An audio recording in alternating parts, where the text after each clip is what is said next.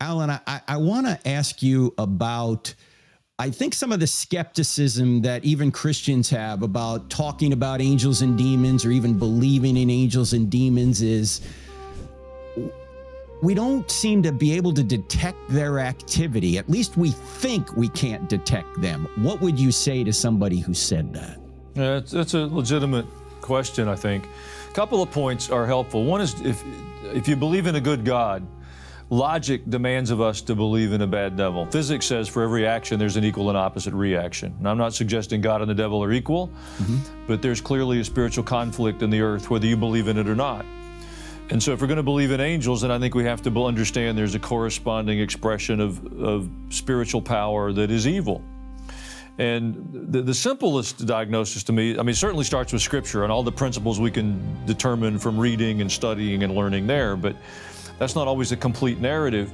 So when I'm just engaged in life, when I see something that defies any expression of common sense, logic, or reason, and yet it persists, I think there's another force at work here. And how do I understand that?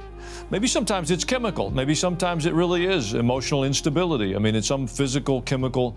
But sometimes I think there's only a spiritual explanation. I give you a good example. My father was a veterinarian for many years. I grew up around all kinds of animals. I've helped deliver foals and calves and kittens and puppies and occasionally a gerbil. And I can tell you one thing, absolutely certain, that any farmer knows, is that when there's a new animal born, the first question is almost always, what is it? And I've never heard a farmer, I've never heard anybody go, well, I'm not sure. You know, biological sex is not confusing. It really isn't. Now, I understand there's some abnormality, I get that, but as a fundamental fact across all of creation, that's not a confusing issue.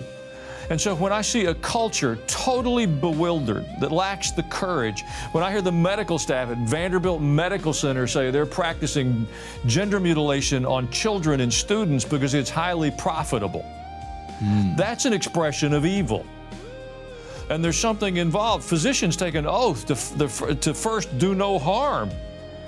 And mutilating children that we wouldn't allow to buy a cigarette or get a tattoo or buy a beer, there's something fundamentally evil about that. And to understand it, I think we have to acknowledge there are spiritual forces of darkness that cause human beings to behave in a way that defies all logic or rational explanation.